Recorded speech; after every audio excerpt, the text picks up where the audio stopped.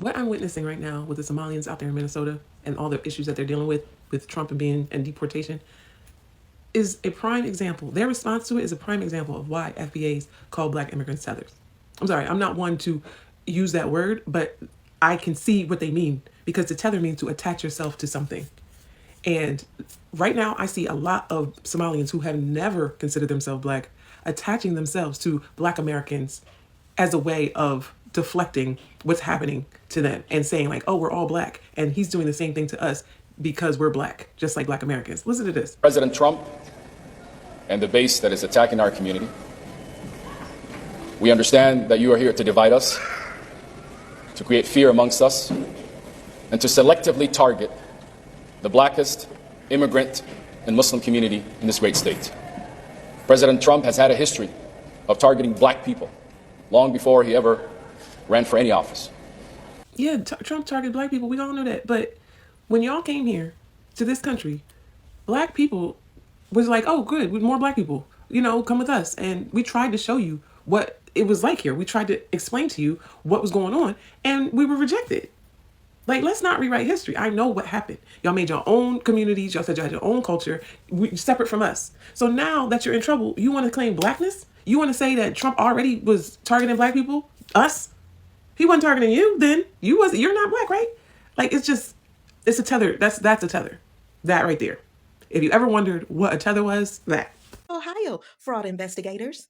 If you go to the government-assisted housing areas, you will find that most of the housing is Somalians. I would say about 80% of the government-assisted housing in Columbus is occupied by Somalians. And the parking lot is occupied with a whole bunch of brand new cars. And the women walking around have designer purses with EBT cards, and they have Apple iPhones stuck up in their hijabs. Yeah. And then go to the businesses that are owned by the men. Because see, what happens is when you have a restaurant or when you have a little corner store and you have a couple of wives and you only have to claim one, then that means the other wives get EBT cards, and you can use those EBT cards to buy food for your store or your restaurant. Yeah. Or what you can do is you can get a home health aid company, and then you only hire Somalians to work the home health aid. And what you do is you just make sure their paperwork looks right. It don't have to be right, but you just make sure it looks right. And then you send them off for those home health aid jobs. Y'all don't want to talk about fraud. It's really how these guys are not claiming to be black folks. Okay, all of a sudden, they now want to align themselves with blackness. The same people who said black was a made up name, that they are not black. Instead, they are, whatever Caucasian. Okay, the same people who never wanted to have anything to do with black folks are now the same people coming to say, oh, he's targeting, black, the highest black community, okay, in Minnesota. Like you guys, and how it has always been a Trump's thing to target black people and all that. But you said you're not one of them. How come all of a sudden you are not one of them, right? Well, a lot of people are sharing their own views about this. I'm just going to let the whole videos roll. Let's listen to what black folks are saying about it. Then we'll come back with more commentary. Credit belongs to original creators of this video. Please do well to like and subscribe. Don't forget to give the video a thumbs up so that more people can see it. Let's go watch. Like the racists are actually just jealous of Somalis because of how successful we became in a matter of one generation. And I was watching a lot of videos that are coming up on my For You page where people are saying, how come Somalis have nice cars and we don't? We've been here like how many generations? We were born here, our ancestors are from here, but Somalis drive nice cars. This whole thing is just making me realize is jealousy. They're jealous of our success because they expect us like to be at the bottom of the bottom, right? And then we come here one generation, we work hard, we save our money. And Somalis are not the only community that committed fraud, okay? We're not all committing fraud, okay? Every community has bad apples, but they're trying to use that as leverage to hate on us, right? And attack our community. But what it is like when you're an immigrant group and you're black on top of that and you're African, they hate you to be successful. They hate you to be successful. Now, if we were like European immigrants, like maybe Bosnians who are Muslims or Russians, and they become successful, nobody would blink an eye because they're white. But the fact that we're brown people from Africa, you know what I mean? it kills them. Because the way we move, we don't move like we're inferior to anybody, right? And it's bothering them. And our name has reached the White House. That's how powerful the Somali community is. Wallahi, I have this thing where if Somalis work together, the only problem Somalis have is like, we need to build our country back. Wallahi billahi, we could have been like we could have been a superpower nation. How gifted Allah has made Somalis in making money, in being successful, in being able to see opportunity everywhere they go. All right, so there's this like guy on my For You page, and he was talking about, I used to be a handyman, and I see Somalis, they all have nice cars. And then, the hate comments were down there, deport them, do this, do that. And let me tell you something, the reason why we have nice cars, nice clothes, we look good, we're shining, we're doing that, is because we work, and we don't spend our money on nonsense. We don't spend our money on like the latest fashions, the latest wigs, the latest whatever. We save our money and we work as a family unit. We're not individualistic. We work as communities. We save our money and we help each other make big purchases that way. Somali community is very tight-knit. American culture is very individualistic. Everybody you're alone. You're expected to do everything yourself. In a Somali community, we work together. That's how we became successful fast. And we took, the opportunities that were given to us in this country. Is that wrong? Many immigrants before us did it. Why can't we do it? And now we're being punished for being successful too fast. That's just unbelievable. Unbelievable. And now they're trying to come at our community, deport them, do this to them. Even Somalis, wherever we go, we're still going to be successful. Even if you deport them, they can still make money. Wallahi. And you guys will still be in the U.S. broke, living paycheck to paycheck. Y'all, this organization made hundreds of millions of dollars for bringing Somalians into Minnesota. They're called Lutheran Social Services. They have this resettlement package where they get paid. They get reimbursed for these packages that they give to the Somalians, and they get paid per head. I want to say up to $2,000 per head for each Somalian they bring over here. And within these resettlement packages, they have housing. They have housing, first rent housing, the rent deposit security, furniture. They even furnish their places, clothing, food, and this goes on for 90 days. So within this 90-day process, they're assigned case managers. So the case managers are there to connect them to other government assistance programs. So the next time you hear one of them immigrants talk about, I came over here with sandals and dirt between my feet and a throwback jersey from the early 2000s that Ross didn't sell that finally made it to Africa and made it, they lying. They came over here with a resettlement package for 90 days, and before the 90 days expired, the case managers connected them to other social service programs such as housing and welfare. That's it. $1 billion stolen. From where? That would be Medicaid. By whom? The Tim Walz administration. Yeah. Here's a little clip about what Dr. Oz had to say about it. Check it out. It's true. A Somali fraud ring in Minnesota stole over $1 billion from Medicaid. How did this happen? Well, Medicaid programs are run by the states, which in Minnesota means the Tim Walz administration. Governor Walz and the state's other Democrats rely on Somali votes to get elected, so they decided to look the other way because they were afraid of, quote-unquote, political backlash. Don't take my word for it. That's what a Somali-American fraud investigator told the New York Times. When these scammers realized that nobody was guarding the cash register, they went gangbusters. One program designed to provide housing stabilization assistance to patients ballooned to $104 million, when 4 years ago it was projected to cost only $2.6 million. Some of these taxpayer funds may have even ended up in the hands of a Somalian terrorist group. Scary stuff. When CMS became aware of the housing program situation, Minnesota insisted it could clean up its own mess. A few months ago, it admitted it could not. So we stepped in to shut down the fraud-infested housing initiative. Today, we're taking action on more than a dozen other programs, which I've outlined in the post below. Our message to Walz is clear. Either fix this in 60 days or start looking under your couch for spare change, because we are done footing the bill for your incompetence. This administration will never stop fighting to protect the vulnerable Americans who rely on these programs and the taxpayers who fund them.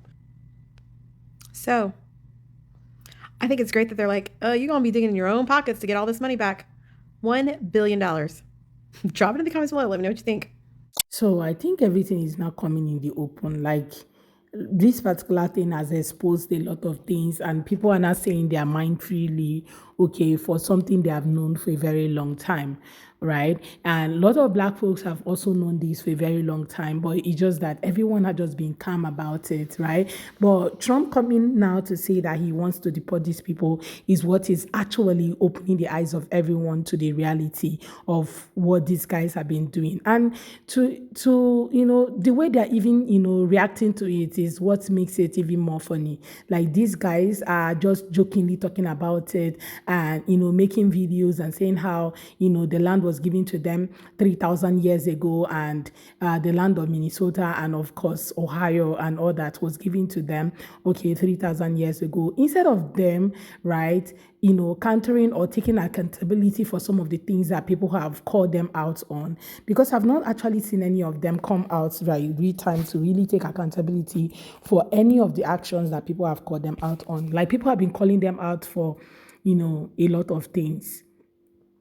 Talk about how Trump talked about the whole fraud that has to do with what's it called now, people are talking about the Medicaid fraud and talking about the food stamp as well and every other thing, and how they give them money for them to to feed people during the COVID, and they didn't do that. So where did the money go?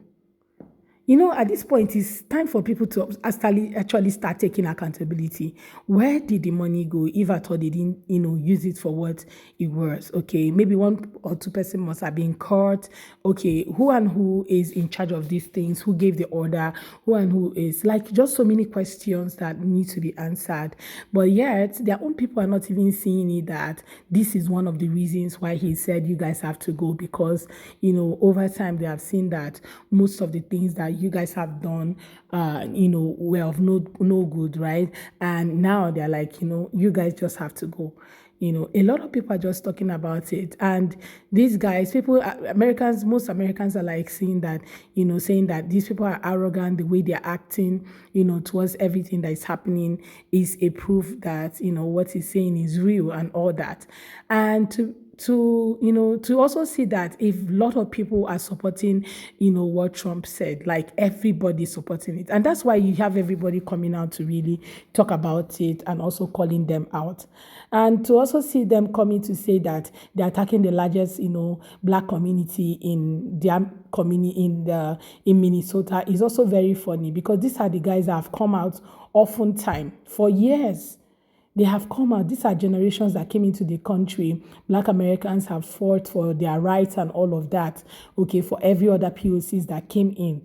You can't actually look down on the fight of Black Americans.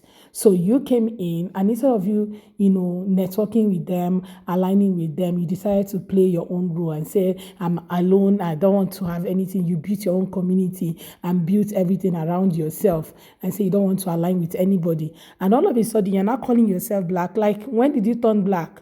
I thought Black is a made-up word. Like, we shouldn't even be hearing that you guys are Black in the first place, because you have always said you're not Black. You don't want to have anything to do with, Blackness and all of that. So all of a sudden, you guys are not the Black people. And them coming out to say that people are, jealous of them. Black folks are jealous of them. That's why they're not supporting them. They're jealous of them, and how they're buying, good cars. They have good cars, they have good this, they have good that they want them to, be like them and all of that, and not have anything. That's why nobody's speaking for them. Like, are you serious? Are you even serious? People are calling you out on your BS and the things that made you to even have whatever thing you feel like you have right now. And the only thing you can come out to literally say is that they're doing that because they're jealous of you. Who is actually jealous of you? People are telling you that you cannot be Black and also Somali at the same time. Like, if you say you are Somali, then stand by it and not say that, oh, I'm Black after, because they're not calling you because you want to avoid deportation, now coming to say that you're Black. No, you have to stand with what you already know and what you have over times claimed that you are. And now you're not saying that you're jealous, like that they're jealous of you guys. Who is jealous? Let's actually be real. Who is actually jealous of these people?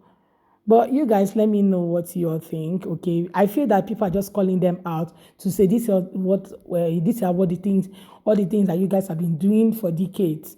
So him saying that you guys should come and go is is actually worth it, because what you guys have always played a very, a not so good role, okay, in the economy and all that, using taxpayers' money and all that. A lot of people have come out to, talk about how most of them have, access to their husbands working and them being on, the EBT and all of that. How can you have something on your name, have business and all of that, and still depend so much on the government to take care of you, right?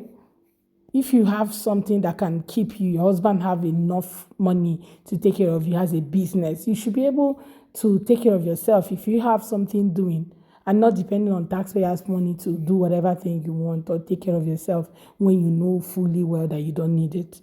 So that other people that need it can actually have, right to it. Anyway, guys, let's have that conversation. What's your own take? Okay, let's have that conversation. And please do well to like and subscribe. Cry belongs to original creators of these videos. Do well to like and subscribe, and see you all on my next. Thank you so much for watching, guys. Bye.